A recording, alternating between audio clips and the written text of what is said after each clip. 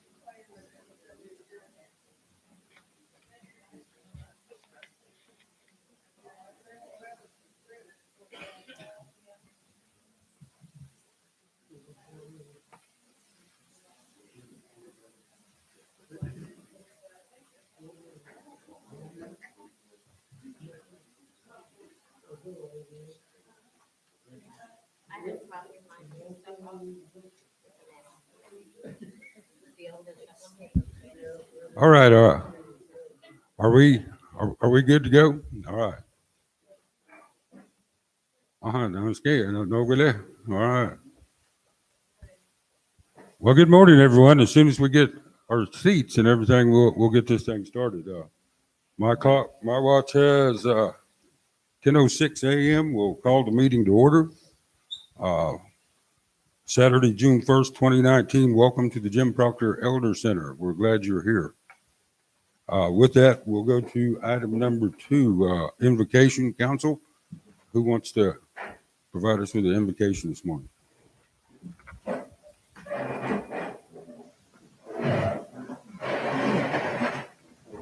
Most gracious Heavenly Father, we turn to you this morning, Lord, give you thanks for another day. Father, I just ask, Lord, you watch over us today as we conduct business, Father. Father, Lord, help us just make the right decisions, Lord, not for the people, not just for us, Father. And Father, help us to work together, Father, one accord, Father. That's the way you've always said it. And Father, I just ask, Lord, that you just be with those, Lord, that who may be sick or maybe in need of something, Father. And Father, I pray for those, Lord, that are at hospitals and nursing homes that are just shut-ins, Lord.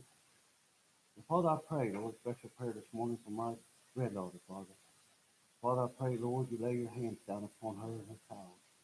Father, I just ask, Lord, that you lay your healing hands down upon her. Send angels, Father, to four corners of the room, Lord, just to protect her, Father. And Father, I ask all these things in your precious name. Amen.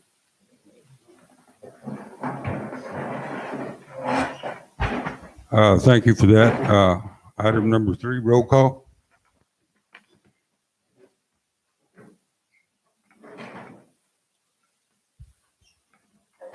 Good morning, everyone. I will call for roll. Item number 3 on the agenda this morning. Eddie. Jeannie. Here. Ella Mae. Ani. Adeline. Okay. Frankie. Here. Sharon. Here. Joyce here. Peggy. Here. Jamie. Here. Charles. Barry. Yes. Jeff. Here. Okay, Chief, Council, we have quorum.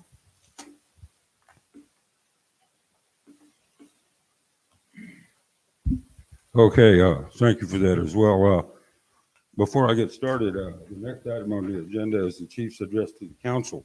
One of the things that I'm going to share this morning is cell phones don't do very good in water. So I've got a secondary phone that you need to know this number, 918-316-3383 in the event you need to get a hold of me. This one does not ring. I've missed calls. Hey, number again. One more time is 918-316-3383. Now, this is going to be a temporary number and a temporary phone for me. I will use this probably for the next week, week and a half. But I've got relief on the cavalry on the horizon. In addition, early on during the prayer, it asked for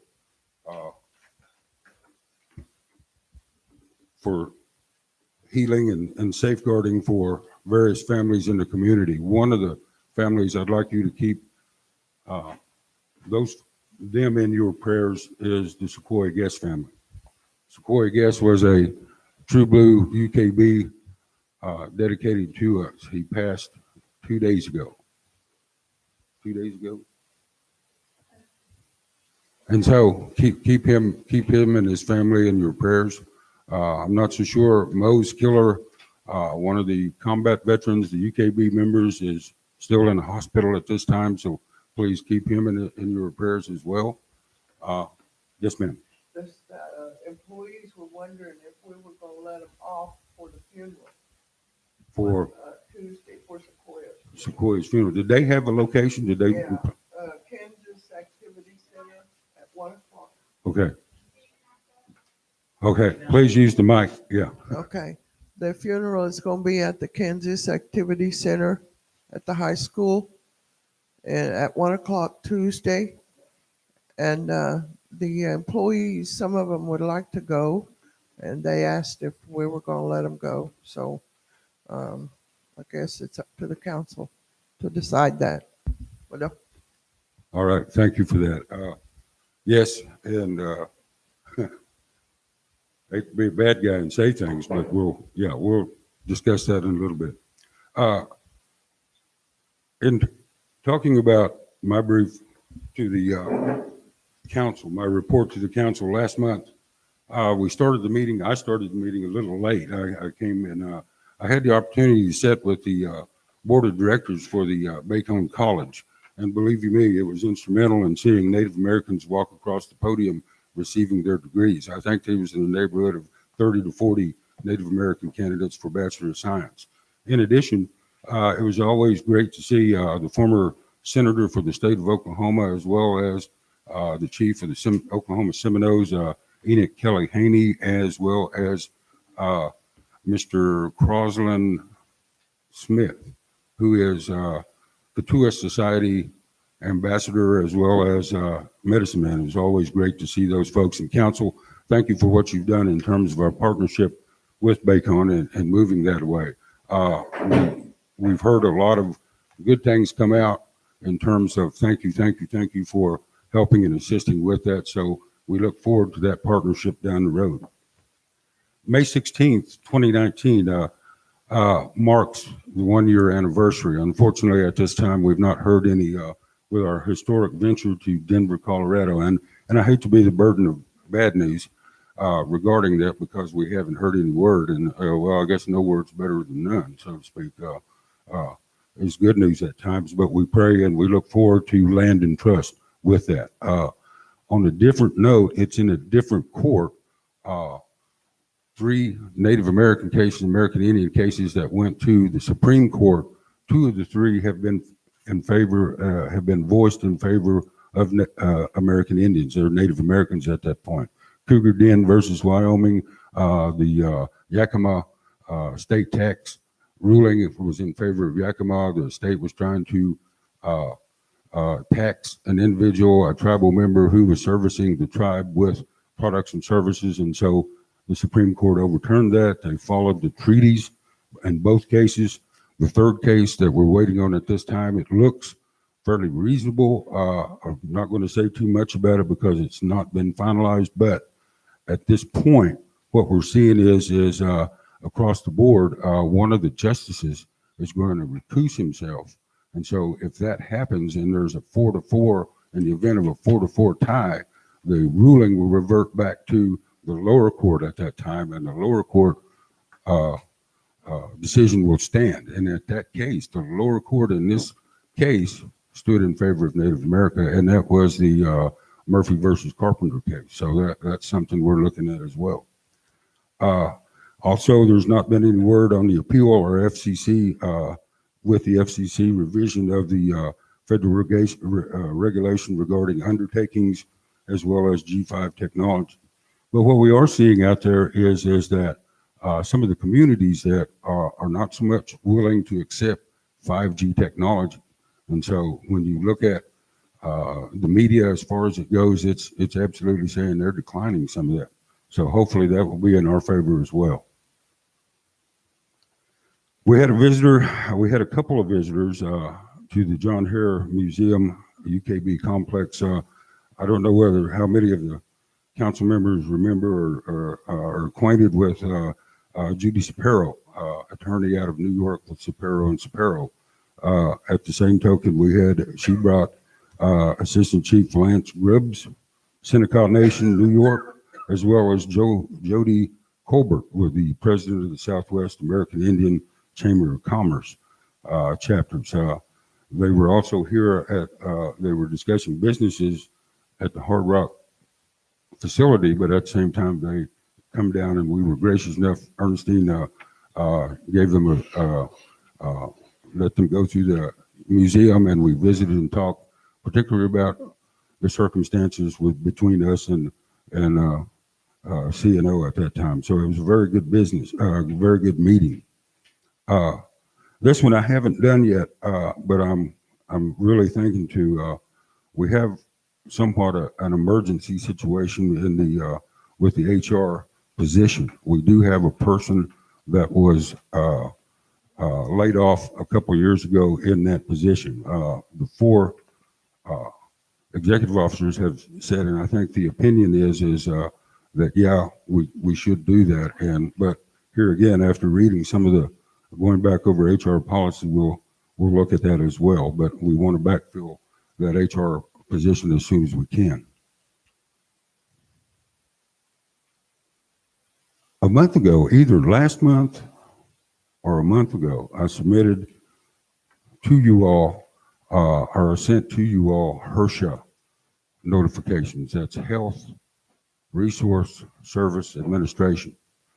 And what that is that gives us the opportunity as the primary federal agency that improves access to health care for people who are uninsured, isolated, or medically vulnerable. In addition, we sent out the survey that we did over the past year or so regarding our tribal members and what the services that are needed and that sort of thing. So what I'm saying is what I'd like to do is push that thing forward. And here's the thinking. In visiting with Councilor Wakachi, and he's familiar with the pay and the remittance of the gaining of monies and accessing of Medicare, Medicaid, that sort of thing, in terms of there's a big if. There's several big ifs. If this happens and we can provide community service on a medical level, maybe we'd get reimbursed through the insurance, private sector, the insurances, as well as Medicare and so on. So this is big. The actual funding for that program or that grant we're looking at, that I've been looking at, is $364 million.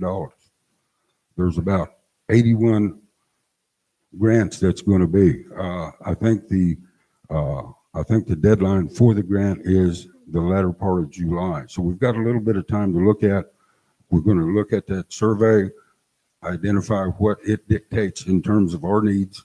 I think it talked about 4 different things, heart disease, hypertension, diabetes, obesity, and things like that. So those are the kind of things we want to look at and go for. This next weekend at Marietta School, we invite, if you have folks, young people out in your communities that are interested, please get them to Marietta School. The time to start up is 8 a.m. The ages are 8 to 18. It's boys and girls.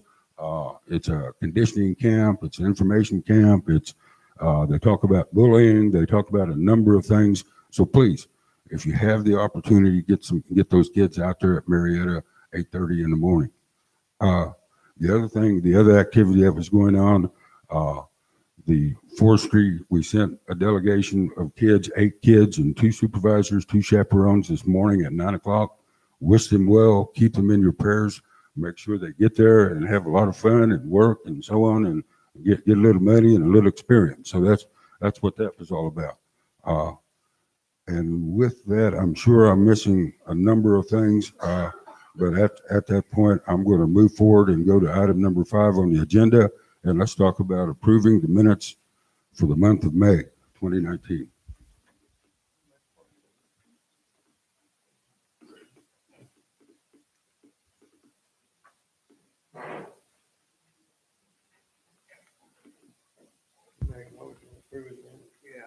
I'll Okay. second it.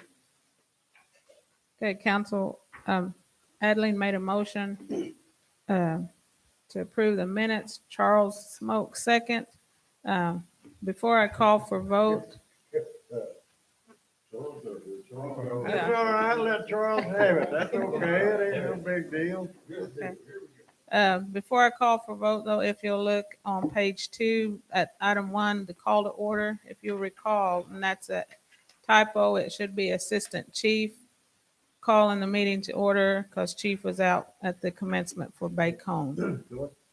Yes, On page 6, benediction, it's benediction.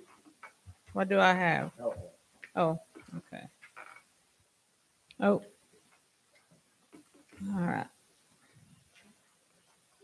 Okay, now, with those 2 typos, I will come back yeah, to a vote with the motion by Adeline, a second by Charles with the 2 corrections stated.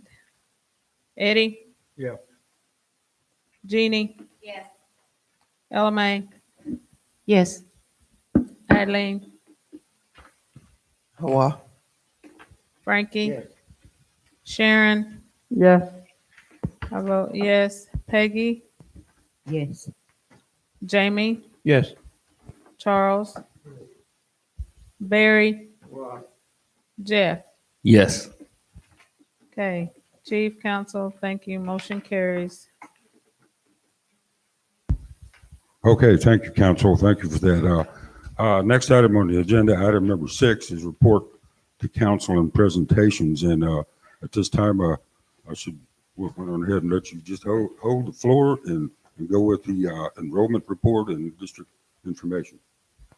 Okay, we will be striking the district information from here on. That just was when I was having the district meetings information prior to our council. As to the enrollment report, the enrollment committee met on May the 21st. At that time of business, there were 2 applications for new membership, 4 requests for tribal relinquishment. Within those relinquishments, the statements for relinquishment was 1 due to medical, 1 due to housing, 1 due to employment, and the other was just did not specify.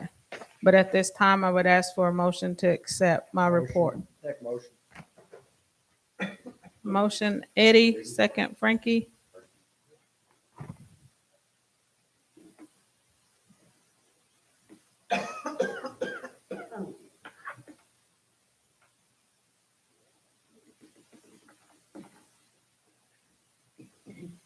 Okay, council, I will call for vote.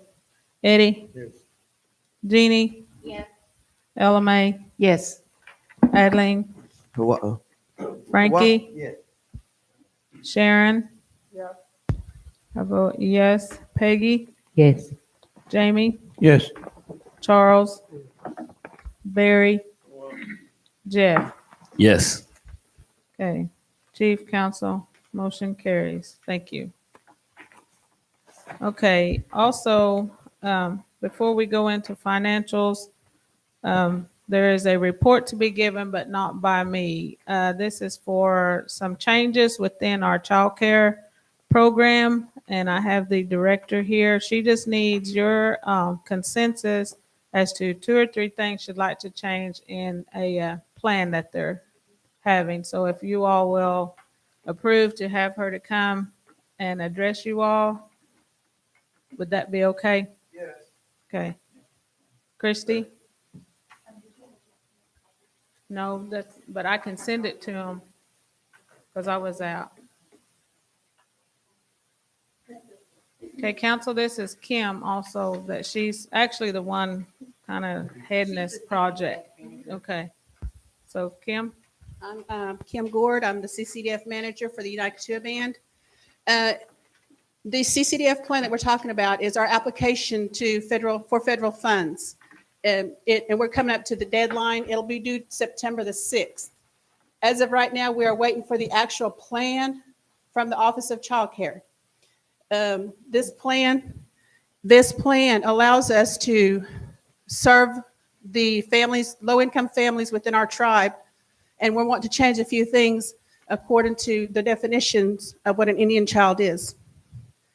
Currently, our CCDF plan for the fiscal year 2017-2019 is the standard. The Office of Child Care gives us a standard definition for an Indian child. And if you'll see, the second part of that, it says, any child under the age of 13 who is enrolled as a United Kituah Band member who has a pending enrollment application on file.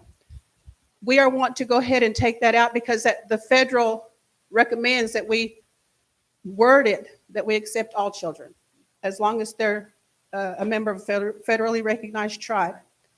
So we want to add that preference will be given to United Kituah Band members.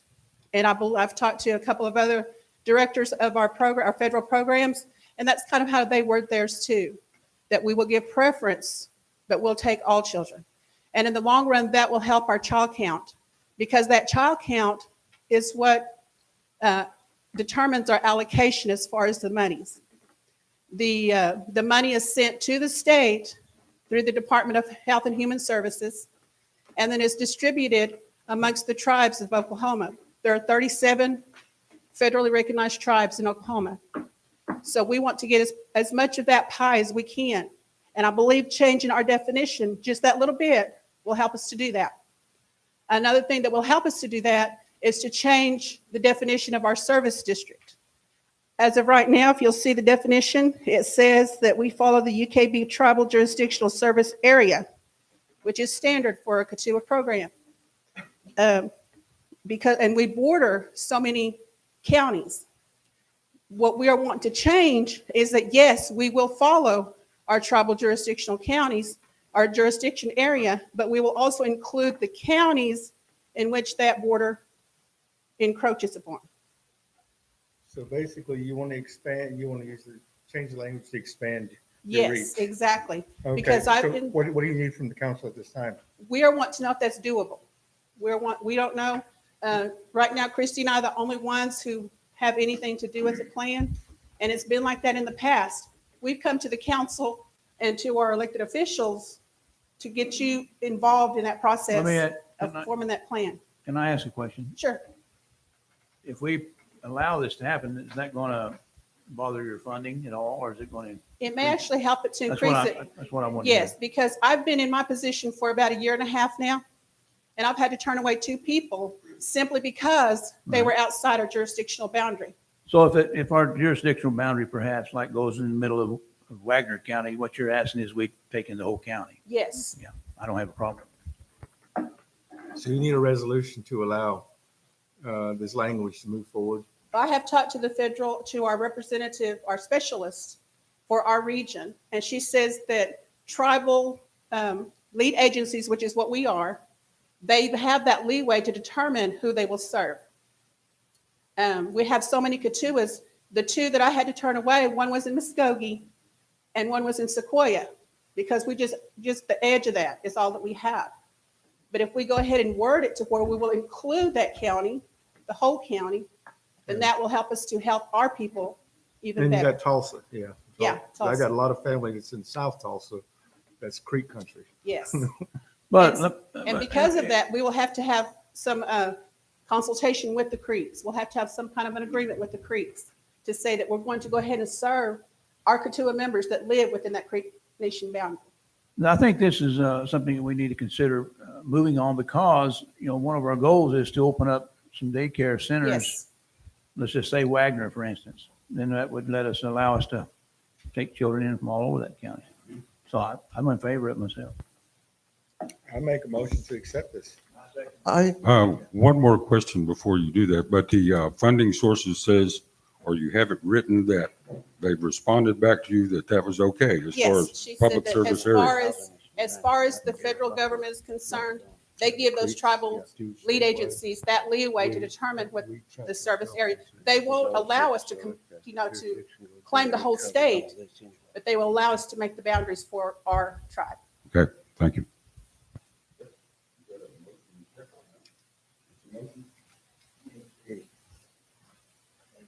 I have one question before we do this. Who is in charge of the wording, like as in when you put this together? Because this basically, creates a whole new definition of what this is. And what I'm hearing is like 3 different things that are going to have to be completely reworded. And I'm just wondering who, and you already said who helps you put this together, but it would be interesting for me to see this when it's completed, like after you get it completed, to take a Sure. look at it. We have a monthly CCDF. It's hard to hear you, I'm sorry. We have a monthly CCDF plan advisory committee meeting, which I've sent out invitations to the council as well as to our elected officials. We've invited providers, we've invited families of our Katuah families that are within the program. When we finish that application, then we submit it to the Office of Child Care. The Office of Child Care in turn sends it to the what is that? Something for Family and Children, AFC, Yeah, Administration for Children and Families, and then they share it with the Department of Health and Human Services. So there's a lot of people who will look at it. okay. I don't know if I answered your question correctly. Yeah, you did. Okay. That's fine. I would just like to, as a council person, we're going to approve this, that's okay. But the final draft, or whatever you want to call it, I would like to see it. Sure, it's available And- and we're getting ready to have a community meeting. That's one of the requirements of the CCDF plan, is that we allow the community an opportunity to look at the plan, to read the plan, to see what we put into it, and to make sure that we're upholding what we say we're going to do. So you're more than welcome. We have a copy of it at the center. I have a copy of it in my bag if you want to look at it today. Okay. And I know you guys do an awesome job. I've heard some really good things about Oh, thank you so guys. much. Yeah. Anyway. I just want to say, as far as the wording, you're more than welcome. All of you are more than welcome to come to our committee meeting where we actually will finalize the wording of our whole plan. So Yeah. if you're more than welcome to come to our next meeting, July 11th at Yeah. 5:30. Okay. Because, June June 11th. 11th. We've been playing with different times because it was really important for us. Like she said before, we haven't had people come in on it. It was pretty much just what was it called? Subsidy specialist and the director were the only 2 who made up this whole plan. And her and I are both fairly new to the administrative side of it. And so we thought, why is the tribe not included in this plan? Because it's not just us deciding where this goes. This is your tribe. These are your districts, your people that we're serving. So you definitely need to have some sort of say so in how we word it, what we do. So that's why we're bringing this before you. yeah, because I Okay, know that, If we could move forward, I think we're good with that. Are we good with that? yeah, I'm good with that. And additionally, I think we can get once we finish it and finalize it, we can get the AG to look at that too, so we're Yeah, not leaving that's totally anything out fine. there. One Yes, ma'am. question. So this is just for CDC, Yes. this changing of this? It's Yes. not any other? Okay. Just for the all right. program. Okay. I did have one announcement. This is totally off subject. I just got word last week that our childcare center got nominated for Best of the Best of Tahlequah for the 3rd year in a row. So I'll be sending emails out for voting, which usually takes place, I think, like the last 2 weeks of June. But I'll give you guys more information. We're really, really hoping to win this year. But thank you. Thank you, ladies.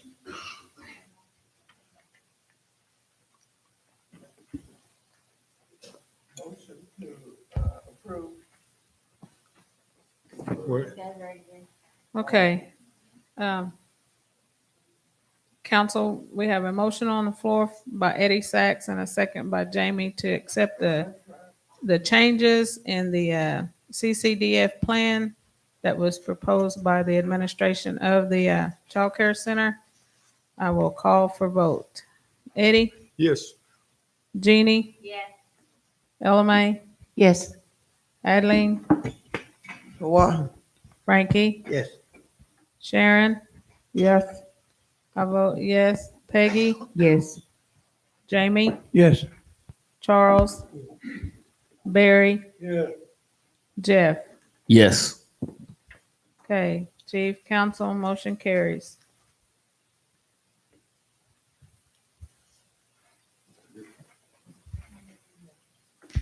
Okay, if that's it, final, next item on the reports to council is financial report. Treasurer Worley? Good morning to all. It's a lovely day, isn't it? Okay, everyone received this? I put it all in your packet this morning. And as you can see, total revenues were 28,000. Not too much, but if you look up on rental income, they haven't pulled that yet, so I was told that is still to come on all areas. So that would make a big difference also. And you look down on the next page. If I can turn it here. The total expenses is $65,738.82. So we've overspent again, which for this month, for last month of May, because remember, we're always a month behind, so we can figure these out. But anyway, we're in a deficit of $37,738.82 for this month. But if you look over on all the deficits for the whole year, starting in October, we're in a deficit of $206,000, I'm sorry, $59.63. So not good, but we're still moving along. Are you finished? I'm finished. Okay. Comment. How do we know this is true? Because we haven't even got the audit done for 17 and 18. So I wonder every month when we get this, how true it is. Do you, rest of your council, do you all, when you fix your statements, your own bank statements, you go by the previous months in order to reach this dollar amount, true? You have to balance that in order to know what you've got. How will we know until the audit is done? I just want you all to keep that in mind. All right, thank you for that. And Well, let me say something. If you'll notice here, on each month, you look at the deficits, they're always in parentheses. And we do get monies in, but we haven't done the space rental. And we do have new ladies there. So they're trying to catch up on everything. As one said, if you'll just look and see how it goes each time and you see a deficit, then you know we don't have any, we're not having any money. We're only working on what we get in. What we get in. And like I said, the rental income hasn't been pulled down or counted for a while. So that would come up a little bit. But we do have to watch our spending. I can say that. What don't? Additionally, that was a very good point in terms of the incompletion of the audit. Earlier this week, I submitted a call to the auditors, and at this time, since last month, we've added an independent contractor to help with that. And so at this point, we're still juggling and going from there, so to speak. But you made a valid point. Who do you trust? Well, at the moment, this is the official record for the tribe. It's coming out of our accounting department. So we have to learn to trust that. And the outcome, once, again, the audits are complete, we'll see how close they are and so on. We'll see what is the truth. You're right, okay? I just wanted to mention that the official record of the tribe is the accounting department. So we're going to go forward with that, all right? Thank you. Okay, next item, if there's no other questions, we'll move on to the corporate board. And at this time, I think, Sorry, council, but you just heard our financial report given by the treasurer. This brings up I'm either going to have a resolution or a consensus. Every year we help the children, but they're back to school. And we do gift cards at $100. And this year, and every year, the 4 through 12 is sponsored by the child care. They do the ages, and on the other side, we do the 13 through 18 ages. Now, with that being said, and with what was just presented to us today, are we going to be able to accommodate the 13 through 18? And if you take the total that we have now, we have 341, the ages 13 through 18. And at $100 each, that gives us 34,000. So that's something I either go back and look with the treasurer to see if it's doable, or if not, then we will have to present to the communities and the members that we will not be able to accommodate the ages 13 through 18 this year for back to school. So that's just something I need to bring to your attention. Well, at the moment, with the gen fund, we can't do it. If we can get it out of different areas, like motor fuels, we can take it out of there, because we can take out and move around motor fuels. But that's just what I want to bring to your Yeah. attention, because we usually provide for those ages.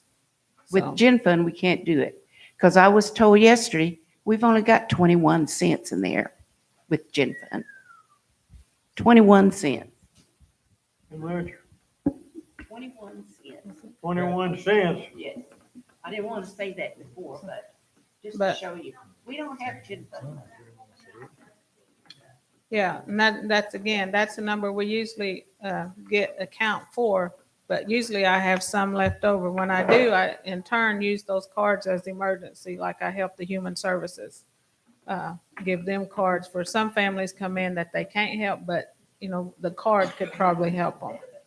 So, but anyway, I just wanted to bring that to your attention, that we will, because school's fixing to approach really soon. Well, I get a lot of people that's asking me, I have had several people ask me about, because the end of school, a lot of graduations took place, about the college scholarships. What are we giving them? Are we giving them anything? College. college scholarships, what we were doing, and we were doing like $500 That was a year or for a semester? few, yeah, for a semester, I think. Okay, so that's still active? It is active. Or it And, was active. I don't know that yet, but and Miss Katua herself asked me if is that eligible for vocational school? Or does Yes. she have to go to college to take advantage of it? Well, remember, we did put some money in that, so that's a program that Della would see about. Because we put some money back in there when we did our last budget back in So 17. if Coley wants to go to VOTEC, that scholarship would transfer to VOTEC. Yeah. We have $500 set aside for career tech. some money's not technology. all of it. And, remembering back a year ago, we was in the same situation. And somehow we managed to fulfill those vouchers last year. This is, seemed like a never a year occurrence, and somehow we managed to do it. But we had, and back to this financial there, I know the education department was under the impression she had over $100 some thousand in her budget at one time. Then about a month later, it disappeared. So, it's like a mystery, I guess. And Wrapped in a riddle. yeah. But to answer your question is yes, there's $500 for VOTEC, and unfortunately, that's all we can come up with for scholarships for colleges right now. See, the CNO has a contract Will for Miss, the BIE for college scholarships, but unfortunately, our people get denied when they go down there. will Miss Katua be able to double up on those? If I'm she not- gets an automatic scholarship for being Miss Katua. Well, and if that's what the rules are, then that's what the rule is. So she's not eligible to apply for additional anonymous scholarship like everybody else? Oh, yeah. So she can Yeah, double up. if that's a rule, yeah, it should be. Housing also has $2,000 rental assistance per semester also. Oh, for housing? Yeah, there's rental assistance through housing for college students, too. Dang. Yeah, But that comes from a different monies They now. just got to It make sure they comes fill from out the HUD. applications. Okay, yes. Yes, ma'am. Excuse me. Yesterday, the Education Committee met for the first time. And we discussed this situation about her budget. And she was, like he said, she was given 100 or we thought she had 100 and something when we first came on board 2 years ago. Well, the former accounting staff told her that all she had was 20,000. That was it. So she always wondered, where did the rest of that money go? And she's almost expended the whole 20,000 now. So yes, we are wondering where we're going to get all this money because we need to give the scholarship to Miss Katua and all the other kids. She's got several applications that she needs to respond to for schooling. And so, yes, we need to do something about this. It's also my I just want you all to understanding. know that we're going to start meeting. Okay. And we're also going to meet with the financial officer at Bacone. They had some very pertinent questions about that situation. So we'll be bringing that report to you all as soon as we have it. It's also my understanding that the education dollars comes from motor fuels. And so we need to take a serious look at that when we get our little motor fuel droppings that we get here from the state, comparatively to the other people. They did ask for that, the motor fuel policy, where all that money is divided into. They want a copy of that. Travis has that information. All right, if there's no other questions, do we accept the financial report at this time?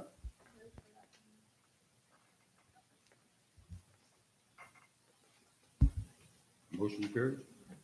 Exceptions carries. Okay, at this time, the corporate board with Randall. I believe you have someone else as well. Okay.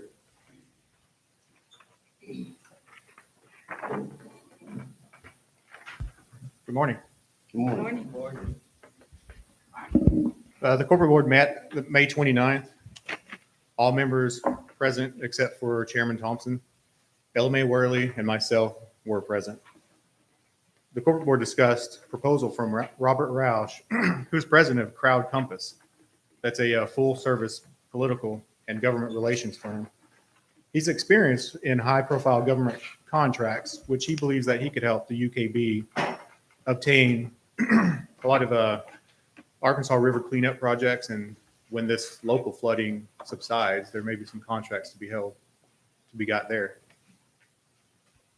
The corporate board terminated the lease agreement we have with Ashby Outdoors for the billboard is located on the old administration building next door to Walmart, where the future brew pub's going to be. We're working with Green Country LED and Bet4 Technologies. We're wanting to install our own LED panels and acquire advertising. We're looking at various other properties that the tribe already owns, such as maybe the smoke shop properties that could.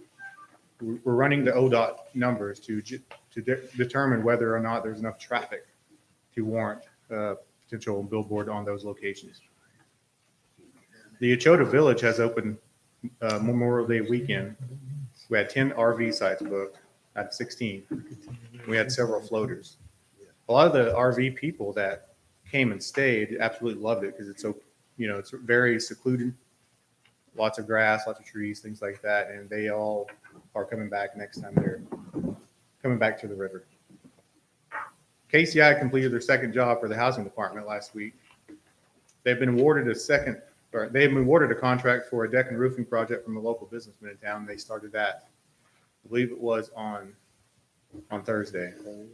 Larry's been doing a great job. He's been actually placing bids, and he has a lot of contacts. A lot of people actually come to him for work. So I think he's doing a great job. That's all I have right now. I do have the PGA planning committee or group here that's doing a feasibility study on some of our assets. So if there's any questions after those questions, I'd like to bring them up.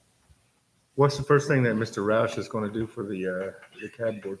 I think the first thing he's going to look at would be the flooding contracts, the cleanup, because that's subsiding right now. They were talking about dredging too. I believe so, yes. Yeah, so that would actually make the depths lower, and so the flooding problem. Yeah, they're going to look at all aspects, of what happened, how they prevent it, and the cleanup. Is there a way that y'all can tap into the federal emergency funds? He believes so, yes. And we can overlap that into our tribal members? As far as them doing the work, No, not so much the CAB, but the monies that come in, that we can parlay some of that money into helping our tribal members who have suffered from this flooding. I believe so. Jamie? From what I understand, all the people that suffered damage or sustained damage, they need to get on this website that the FEMA or the emergency fund is set up, whether it's tribal members or all of them, they can list the damage they have on there. I was listening to this the other day and kind of did some research on it, and that pertains to everybody. Now, what your question is there, what Mr. Rouse is wanting to do once we get him signed up, we've had some difficulty getting him signed due to some issues, but anyhow, some of the first things that he might target would be these FEMA contracts, because there's going to be a lot of FEMA cleanup, and those contracts are pretty lucrative. And so that'd be one of his first targets. But he's got many other opportunities that we can look at as far as contracting, in various departments of government, energy. There's things right there. We've got a lot of land here that we can do. I mean, the hemp business has been approved. That's on a ground level. Now, that's different from the CDB oil and all that stuff. This is a different aspect of the business, but that's getting ready to take off. And if you get on the ground floor of that, well, I think there's going to be some very good contracts for tribes. There's a lot of tribes reaching out for that right now. So those are some things that he's looking at as well in that part. But as far as the funding goes for that emergency fund, there was a meeting with our directors that they met, Wednesday, I believe they had a directors meeting put together some disaster relief efforts for our members. So we're going to explore that too. But Mr. Roush, as far as FEMA contracts. That's the main thing you look at, because we can utilize those with our KCI. You know, we have equipment to clean up, because when this stuff subsides, I don't know if anybody's ever been around one of these big major floods like this, but there's silt and mud and roads are washed out that you don't know until that water completely goes down. Question. I know you all have this brewery thing going. And at one time, you all told us that you were going to be opening July 4th weekend. Is that still going to happen? That was our original target. We've hit some stumbling blocks along the way. We're still going to try to make that target, but you know, it could be pushed a month behind at the least. But we're working. We're not stopping. We're progressing, and we're going to be open as soon as we can. What's the holdup? A lot of it's going to be funding. One of the issues, I'll address that. We had a financial institution that was ready to go and, you know, to finance the whole thing. But the AG might have to elaborate on, there was I believe it's called the Hearth Act. And whenever we got to that point when the funds were to be expended, we discovered that our tribe, and I don't understand why, but that's a big question, that we had never completed that, I guess, or however that, would you mind explaining that Hearth Act just a little bit so everybody kind of get a clear understanding of that and what that does?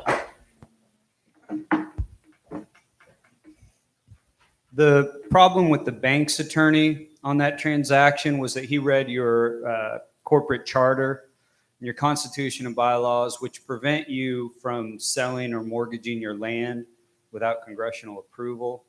And so he didn't want to loan money without some security for that money. One option is the Hearth Act, which was passed about 5 or 6 years ago. It gives the BIA's leasing authority to the tribe so that you can lease your own land without the Bureau's permission. So that's one option to look at, and I've done those for other tribes. The bank's attorneys may still have a problem because that wouldn't necessarily cure the issue in your constitution and bylaws. A lot of other tribes don't have that, and they have, trust land that they can lease under their Hearth Act. So you could lease your property potentially, but your charter says any land that the corporate board of the tribe owns can't be sold or mortgaged. And so that's the issue that we were facing with the bank. But I'd still recommend you go ahead and do the Hearth Act, because then when you get your land in trust, you won't have to go to the BIA to lease it. You can do it on your own. I like the way you said twin. Yes.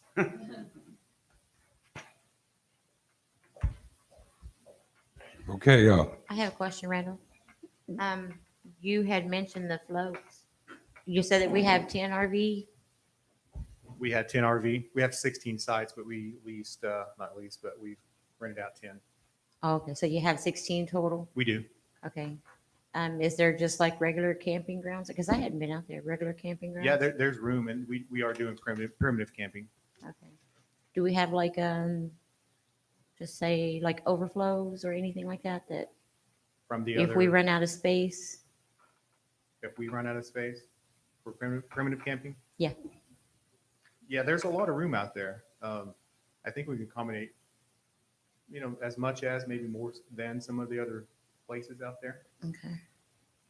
And across the street, there is actually the GRDA owns a little plot of land that they lease out. They charge for primitive camping. So if we do have fill up, we could always send them across the street. Right. Is their price competitive with ours, or are they cheaper, or? No, they're competitive. Okay. What are we charging? I believe it's $10. Okay. Per Just car. curious. Per yeah. car. Per car. And what about your RV? We're going to charge. We're partnered with Falcon Floats right now to gain some overflow from them. They charge $25 per night, but we are valuing ours a little higher.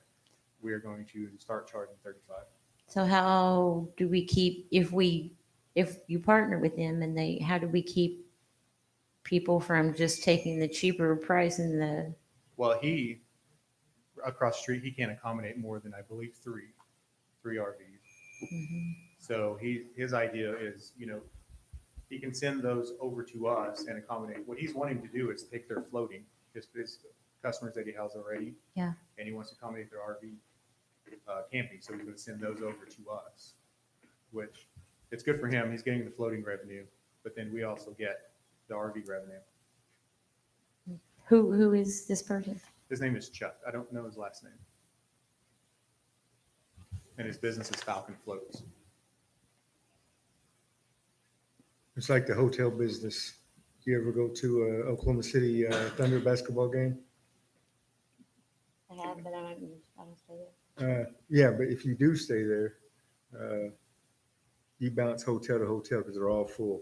So one's going to charge a whole lot more than the other because the only one's got rooms. Yeah. So this is the situation. He's got limited space. Once that space runs out, we're charging more. They have no choice but to pay it or go home. They pay it. And with our facilities and the property in general, it's quite a bit nicer, I think. Yeah. There's more room for children. I have a question. I work with a volunteer with the GRDA because I live right along the Illinois River, and I get everything free because I live 600 feet from the river. But in regards to that, like as in what kind of a contract do we have with them? Do we have anything With Falcon Floats, with the people that practically own the river? The GRDA, what type of an agreement do we have with them? there's no agreement. There is, with our floating, we have to buy permits. So they know what we're doing. They know we're out there. We have 20 rafts. We have 25 permits in case we want to add some kayaks. Okay, is that like on a daily basis, or is it a contract like for a year, 6 months? Now, as far as I understand, there's public access points. Uh-huh. We own our property, of course, but we're using the public free access points to Okay. drop in and pick up. We actually, and Falcon Floats across the street is letting us use some of their private input and output stations on the river. Okay, yeah, because I know that with the safety issues and stuff, you can get sued if somebody dies on the river. We are, On the equipment. we check with GRDA every, if there's been rain, like lately. If they say they recommend they don't float, we don't float. Some, they can't stop you. Some others do, and some are floating today, but we aren't. We got to maintain liability insurance anyway. We do. Okay. Randall, I'm worried, I'm not worried, I'm wondering about the store. How much, do you have merchandise in there? We do. We have snacks and drinks. We have opened it on a limited basis to not only save on funding, but we didn't know what to expect, basically. It's our first weekend. We didn't have a lot of traffic yet. We do have signage out, but I think over time, when people come to the river, out of curiosity, they're going to stop in. Yeah. But yeah, we are stocked, I would say, on a very small level right now. Good. Yeah, they have T-shirts. They get ready to get your liquor license to sell the beer. I was out there, took a tour yesterday. Yeah. Beautiful. The store is beautiful. You need to get out there and look at it. It is really nice. Got the T-shirts. They actually have T-shirts for $3 out there. I was like, dang, $3. Yeah, those are old T-shirts. Yeah, that's what they're saying. And we're selling them as memorabilia. Some of the old Katua Casino polos too out there. Yeah. Okay, we've got a little more to cover, but a couple of things I want to mention is please on your revenue count on your, I guess it's your profit and loss statements. Where are you adding KCI and as well as the information, the construction, as well as the With KCI, it's not resembling the housing monies that we finished. So there's going to be more, about 10 to 11,000 coming into that. Okay, once you start collecting that, do so. I do see salaries. There's 80,000 in salaries. That's kind of up. What, about $20,000? That includes salaries with KCTS, everything we have. Construction costs 149,000. Yeah, that's total. All right. We've done 2 housing jobs and I believe 2 other jobs for individuals, not counting the one we're currently doing. The one we're currently doing is going to be labor only. We're not furnishing material. So we believe there's going to be a higher profit margin on this one. Okay, well, where are they going to show up over here then? The higher profit margins? Once they come in, Once once come we in, complete. okay. All right, well, hey, that's a good question. I know there's a other question. I think Adam is going to talk about that because we've been some folks have been talking about, well, you have a survey, where's it at? What's going on with it? So if there's no other questions for here, we'll go to there. How about it? Thank you. No. The other part of that salaries was to the chief of the tribe, so 80,000 was going to the chief. No.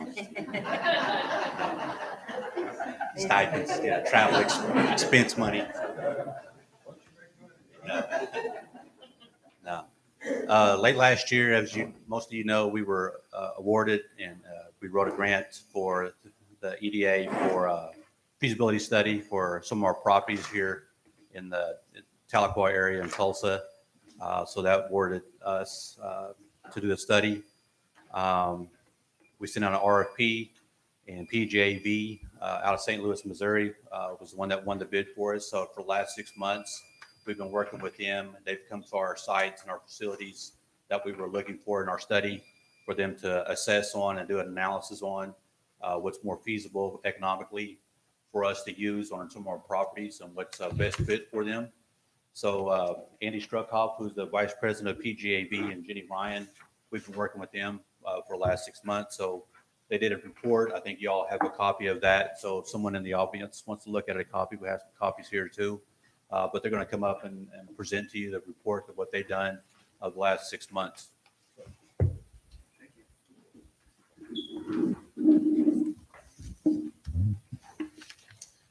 Good morning, everyone. Thank you for having us today. Sorry? Good morning. Still morning. As I said, my name is Andy Struckhoff. I'm Vice President of PJB Planners. We're based in St. Louis, Missouri. We've been in business for more than 50 years. Our practice is urban planning and economic development consulting for communities across the country. Our assignment here was to look, as Adam said, at various properties you own in Tahlequah and Tulsa, review. Yes, can you hear me okay? If I hold it a little bit closer. All right, sorry about that. Okay. So and I'll hand the mic over here to Jenny in a minute, but just to give you an overview, we looked at the properties you own, looked at the kind of market dynamics associated with each. We reviewed your organization. And we thought about things in terms of what makes sense from a market perspective, what makes sense from a CATUA perspective with respect to your organization and workforce needs. And so this document you have in front of you goes through all of that stuff. I'll hand it over here to Jenny to go through a little bit more detail. Good morning, everyone. Good morning. So in addition to looking at the properties, as we were working on this process with Jamie and Adam Proctor and some of the other staff members, we thought it might be good to also do an organizational assessment. Part of our work is working with nonprofits and identifying kind of a SWOT analysis, strengths, weaknesses, opportunities, and threats to organizations to help them see how they can become sustainable over the long term. So we did that as part of this plan as well. So I think, I won't go into too much detail because there's a lot of information in this report, but I think it's good to know that the UKB has a really strong pride and history in their organization. You provide a lot of services for your members, and you have a lot of good assets in terms of land. So you are positioned to really, I think, to do some good work with your organization. Some of the issues, and they've already been addressed really today in the meeting, there's been some financial, I'll say mismanagement. You've got an accounting firm or an outside auditing firm that's trying to figure out where some of this money has gone. And I think that's very important to continue to have an external person being the oversight. I Also, in addition to being an urban planner, I've run my own grocery store and a farmer's market in St. Louis.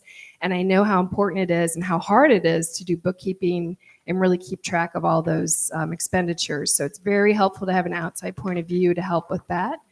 I think some other other opportunities for you guys here is you have a very talented group of tribal members who have artistic abilities. And I think that's an opportunity to showcase some of your members' works, whether it's in a gallery that you guys create on your campus, or if you can showcase some things at the museum. There's some opportunities there, I think, to also increase some tourism potential. In addition to the org assessment, excuse me, and the strategic plan, we also looked at ways you can increase your visibility in the community. So as part of this report, in the appendix, you'll see there's some examples of wayfinding. So ways to increase your visibility for your tribal complex from the highway. Also ways to increase visibility for the store. So you'll see some renderings in there that our architects did, showing those signs and how they can be increasing visibility to the RV park, to the campus. There's just some ways to increase your visibility within the community.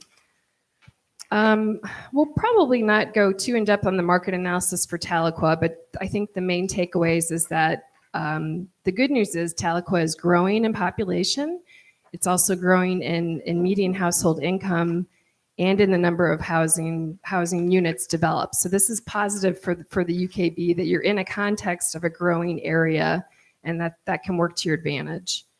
I'll let Andy talk a little bit. You want to talk about some of the properties? Maybe start with the brew pub? Okay, I'll pass it over to Andy. All right, thank you. So we'll kind of dig into now some development feasibility, some of the sites. We'll look at the Fort Casino site and the brew pub site.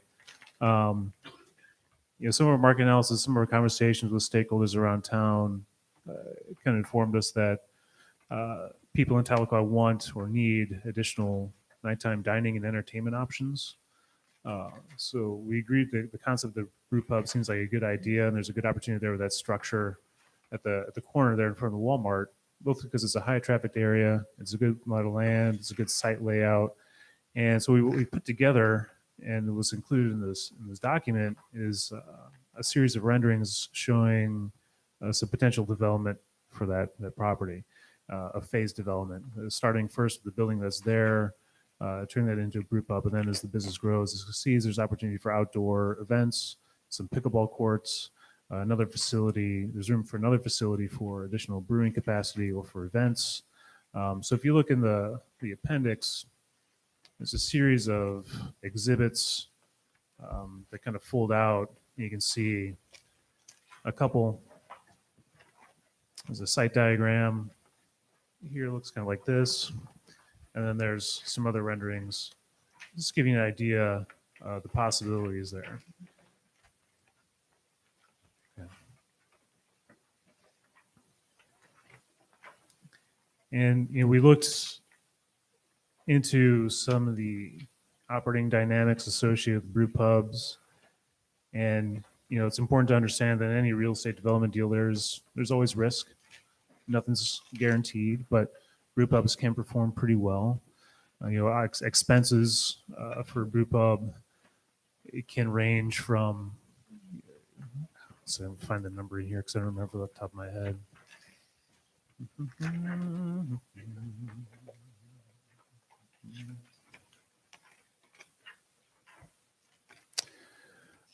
It could range from $295 a barrel to $430 a barrel. The revenue per barrel could range from $295 to $490 a barrel. So there's an opportunity to make as much as $60 in profit per barrel sold. There's also opportunity to just break even. So care is required, and a good partner is required, I think, in that effort. If I may interject something here, Yes. And how are you going to do it? Sometimes I think this stuff is this information would probably be better in an executive session because of the competitors and things of this nature that are out there. and even trade, a little bit of trade secrets perhaps, maybe. That's a little far-fetched, but can you present this where we'll gain some knowledge without telling the world today what we're going to do? Oh, yeah, I don't think I'm getting into. Without naming names and so on, okay? Sure, Protect sure, the understood, innocent. All right, understood. here we go. And I think I'm talking broadly enough in like just kind of market dynamics and ranges such that we're keeping things pretty general. I'm not saying that you're going to make X dollars or anything like that. I'm just saying like, right. Okay. So I'll touch briefly on the Roundhouse building. There is, I'm not sure if everyone is familiar with this property, but it is a large roundhouse building that was used formerly for offices for, I believe, a construction firm at one point, or no, I'm sorry, a doctor. The building needs a little bit of work, but it's in fairly good structural, strong shape. There's also surrounding land around the roundhouse building of about 120 acres that was used as farmland and also forest. And so we had given a suggestion for this area that you might be able to construct some greenhouses to create, that you could grow some plants and tomatoes, herbs, different vegetables to sell and market to restaurants in town, or perhaps to, we also looked at marijuana. Yeah, we did look at that. Here's my concern with marijuana. Because it's not seen as legal at a federal level, my concern is that if you guys were to engage in that, you might risk losing some of your federal funding for other programs. Using their properties for that purpose. And this was the Attorney General, the Attorney federal? General for the U.S. government. Okay, well then. Eric Holder. Okay. The only other concern, I think, with marijuana, and I think it is an option, we do talk about that in the report a little bit. It's going to be a very competitive business in Oklahoma. There's already 900 dispensaries that have been licensed, which is a huge amount. Where we're from in Missouri, they just legalized it for medical, but they put a cap on the number of licenses they would allow. Oklahoma has not done that. So you will be competing with a lot of other folks. I'm not saying you shouldn't go after that, but just be aware of that. So another option might be to construct these greenhouses and initially grow some tomatoes or lettuce, things for some of the local restaurants, and then possibly move into marijuana if you find that's going to be where you guys want to focus. That sounds like a pretty good idea because, I'm 61 years old and I remember when marijuana hit this country. And it's kind of a known fact that when everybody smokes that stuff, they get hungry. So we might ought to start growing some food since there's no competition. I like that. It's like vertical integration, right?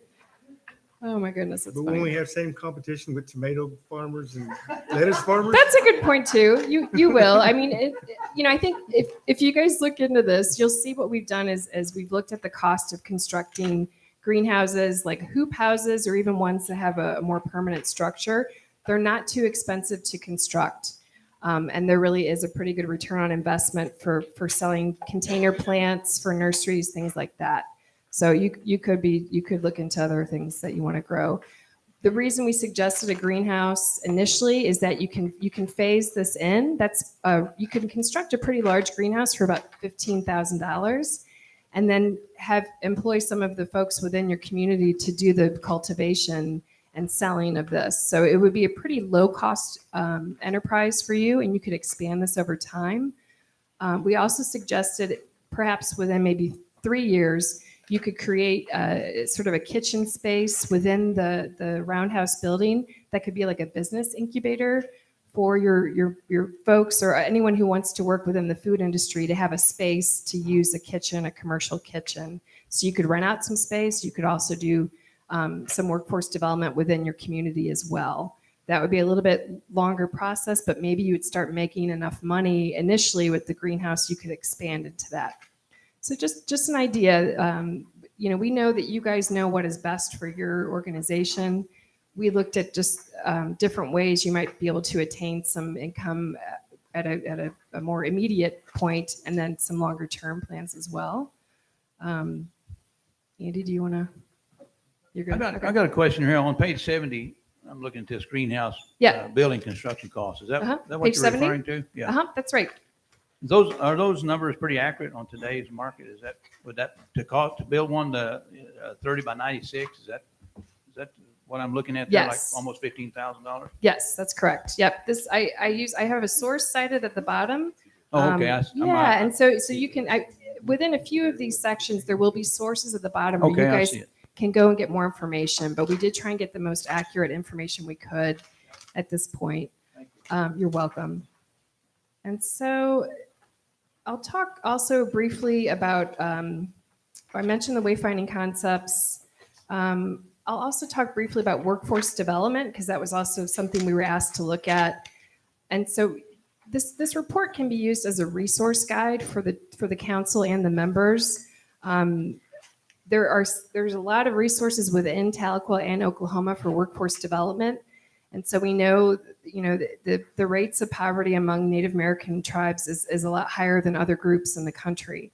So we thought it would be good to put some of these sources in there, also some sources for grants that might help everyone get some more job skills and some education so they can rise up in their status in terms of income. And one other, I guess I'll end with one other thought. I think it's really important after speaking with some of the staff and the corporate board that you all, if you're able to fund a full-time grant writer for the tribe. I know each department is sometimes tasked with finding more grant money on their own. That might be challenging for them because they're also implementing the programs they do every day. So if it's a possible thing, even a part-time person, but I would really recommend a full-time grant person that can look at all these sources because there's a lot of money out there, especially for tribes. And economic development grants. There's also health and nutrition grants that could help with some of the health issues you've mentioned. So there's so much out there, but you really need a full-time person who can spend that time doing that day in and day out. Because obviously you're experiencing some financial challenges right now. I think that would be a very good use of your resources. Do you want to add anything? So you guys, thank you so much for having us. It's been a pleasure to work with you these past 6-7 months, and I'll take questions at this time if anyone has questions. I'll also note I've got business cards that I will leave here. After you have some time to digest the report, if questions come up for you and you want to call us or email us, phone calls are free. So we're happy to answer further questions down the road because I know it's a lot of information to digest. So I got a question and a comment, basically. This area right here, we're not, blessed with farmland where wheat and, corn, all that stuff. It's basically recreational opportunities. You guys have been down here looking around. We added to the Shoto Village some acreage up there that, and you may have already have that in there. But I know I live out there by the 10 Killer Lake, and I know some people out there that have got some cabins, just little rental cabins, and they keep those things rented year round. Most of our activity is summertime related here for the lake and river.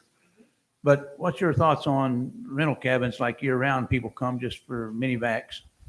I think that's a great idea. We do mention with all the camping facilities you have, it would be really interesting, I think, to have some more traditional forms of camping and cabins, maybe up in the hills.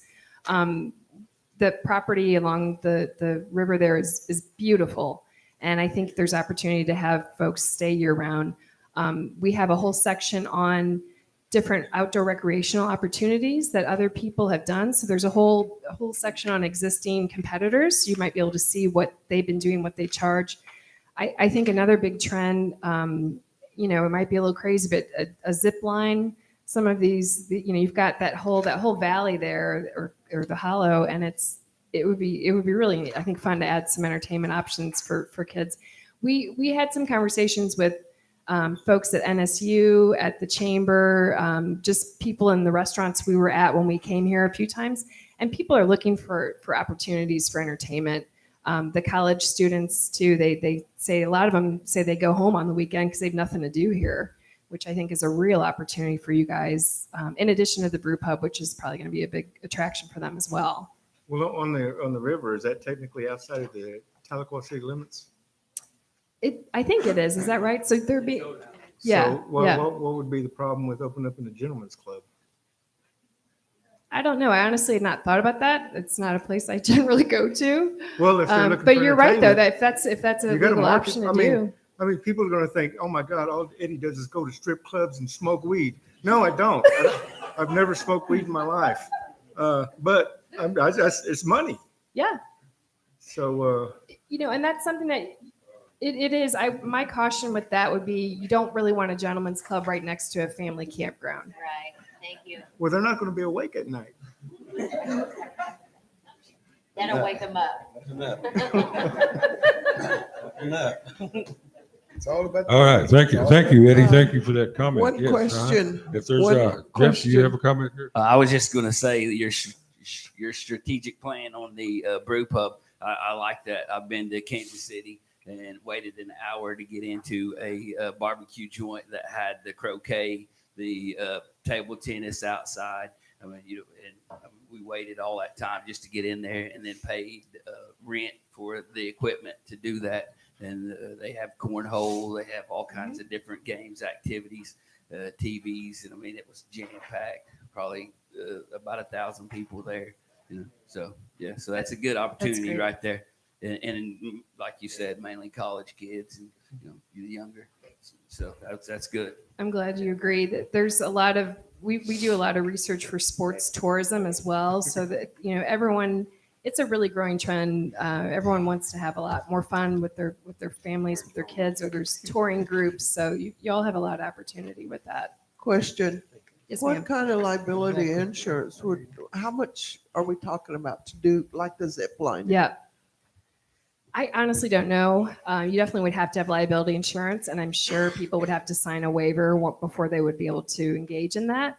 That would probably be more of a question for your insurance provider, but I would be happy to look up more information and get that to you guys. I just thought that you might have looked into that. Yeah, no, I don't have information on the insurance, but that's a good question. All right, thank you for that, and if there's no other, John, we're going to hold off on that. We're going to move on, okay? Thank you. Thank you all. And be sure to pass out those cards. I'm sure there's questions that will come up a little bit later. On a different note, on a sad note, Officer Doublehead just lost his wife.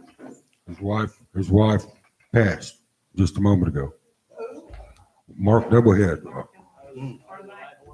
Light horse. Yeah. So please keep the Doublehead family in your prayers and as we go forward. Thank you for that.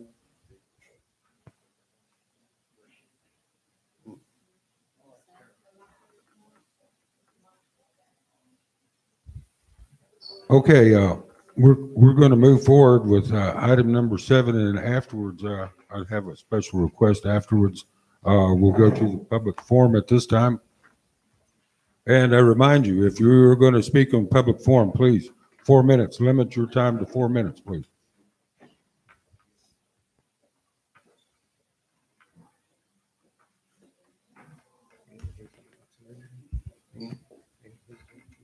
We got an agenda. Yeah. I'm not on the agenda, but I want to get it. I want to speak, but not right now. Somebody's ahead of me. Oh, okay.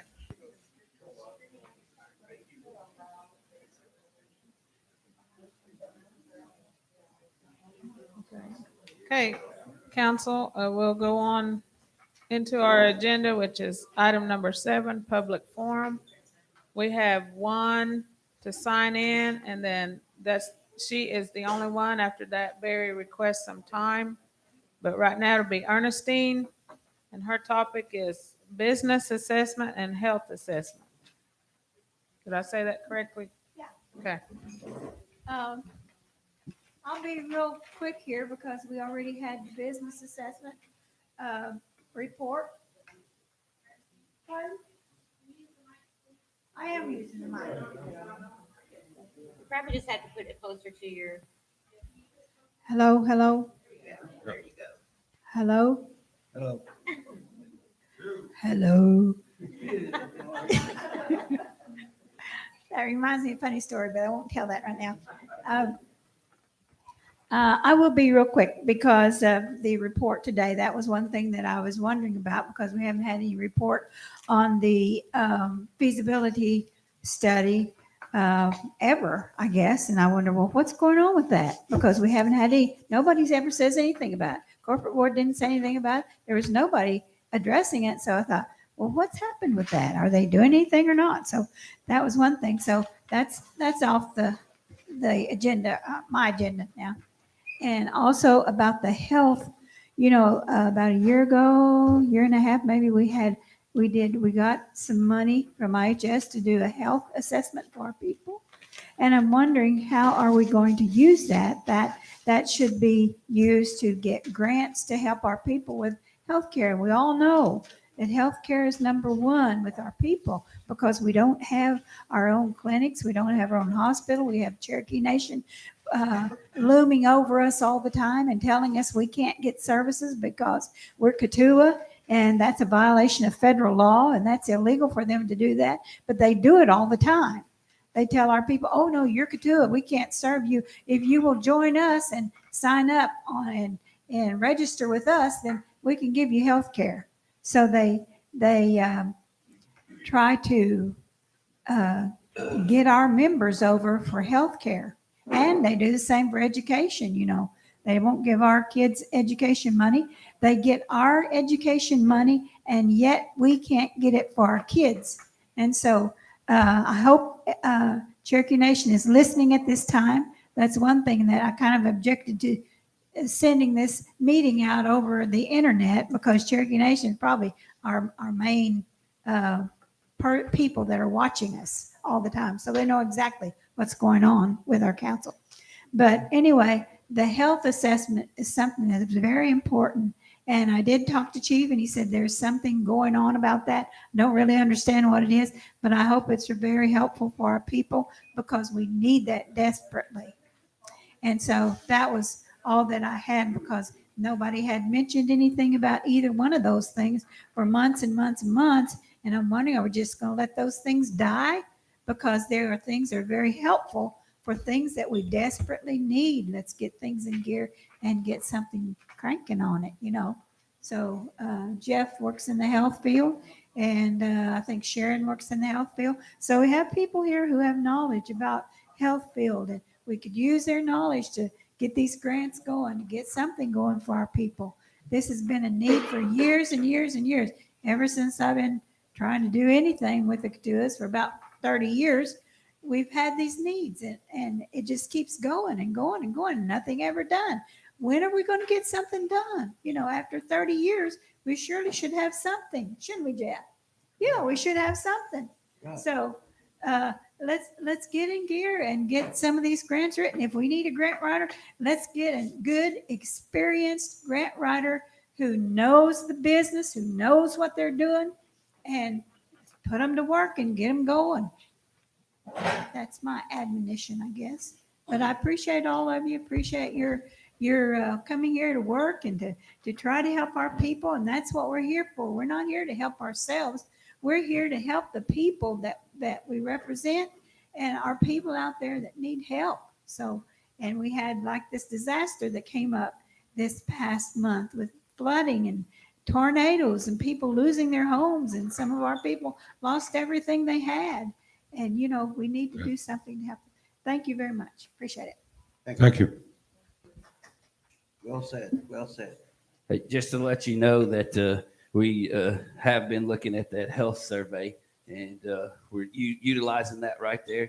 There's a grant coming up, and we are working on that right now. So hopefully we will be able to utilize that to our advantage. Yeah. It would ease our mind because we worry. I worry about our people. And I hear them talking all the time. Well, I went over to Hastings and they told me I couldn't get any help because I'm UKB. And that's really worrisome. So Chief Okay. went over in his report to the. Yes, thank you for that. Now we're going to move forward, and Barry, I believe Mr. Dutson asked for some time on the floor. 4 minutes. Nobody else? Be more than glad to take the floor. We got two or three subjects that I'd like to comment on. First thing is, Lydia Eagle has 9 foot. I'm requested from housing to have her cook stove installed out there. He was cooking with an electric skillet. And they went out there and put a brand new stove in there and they didn't tell me a thing. The only way I learned about it was I just happened to go back by there again and they had a brand new stove. These people need to follow up, whoever's responsible for doing it. I'm sorry I didn't know about it. Maybe I should have come and asked them if they bought a new stove. But anyway, they need to follow up on what they're doing. And Jim Sonny, I had asked housing to go out there and check with him and see if he could fill out an application for either a new house or to repair his house. Nobody ever showed up out there. If they did, he wasn't at home. I went by there and asked him if anybody ever come out to talk to him, and he said no, that he hadn't seen nobody. But what they've been suggesting is on this housing and every other thing that we've got going is that the people come in and fill out an application. We've got elders out there that are not capable of filling out applications.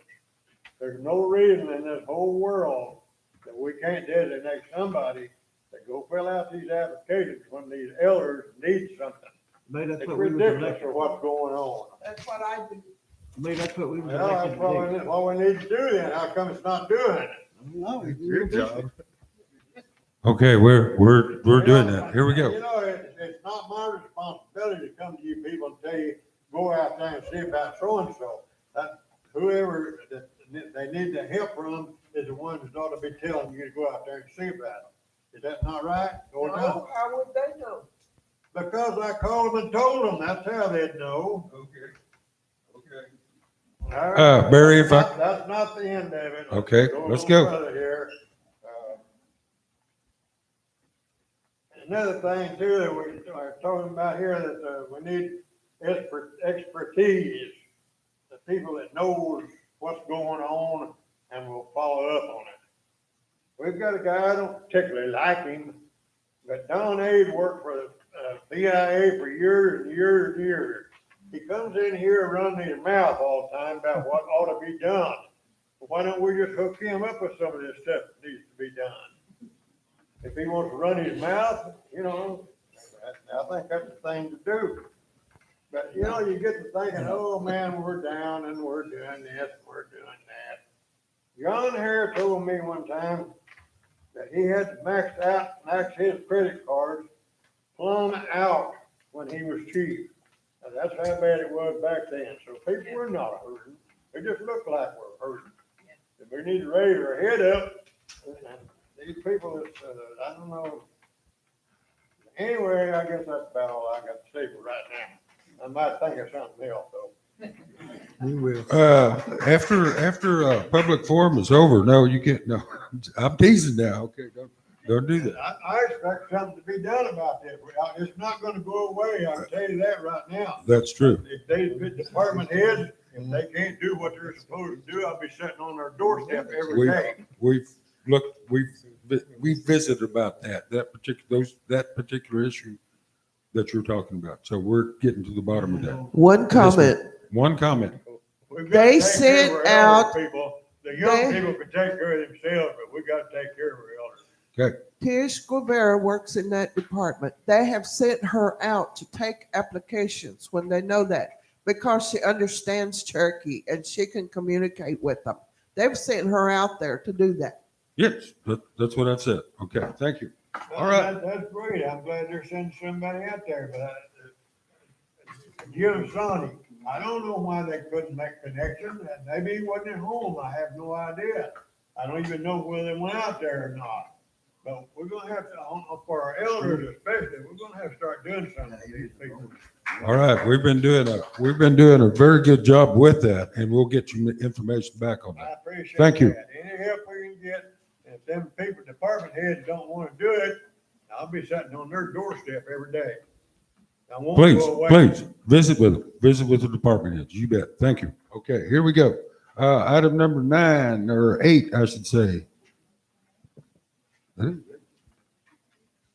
Unfinished business. You still want to go through with this? I talked to Joyce about it earlier. Go ahead. I don't even have an agenda. I didn't print one off. I'll make a motion to strike it because we don't have FCC funds anymore, and that was part of it. Well, that's kind of what We're in audit. my response to Jeannie was, is because at the time of that 2017, there's some line items in there that no longer exist. Second. So, okay, there's a motion on the floor to strike. Nobody, who seconded? Eddie? Okay. Big Which easy. one of these items are we on? You lost me here. Item 8-1, 8-1, Is it 7 or 8? 8. Okay. Okay, Barry, that language to that, it's, we're gonna strike that item. And there's a motion. Scratch it. Yeah, I reckon. so with that being said, we have a motion on the floor by Adeline and a second by Eddie to strike item number 1. And I will call for vote. Eddie, Yes. Jeannie, No. Yes, yes. Ella Mae, No. Adeline, Yes. Frankie. Yes. Sharon, Yes. I vote yes. Peggy, Yes. Jamie, Yes. Charles, Barry, Yeah. Jeff. Yes. Okay. 1, 2, 3, 4, 5, 6, 7, 8. Okay, we have 10 yes, 2 no's. Motion carries.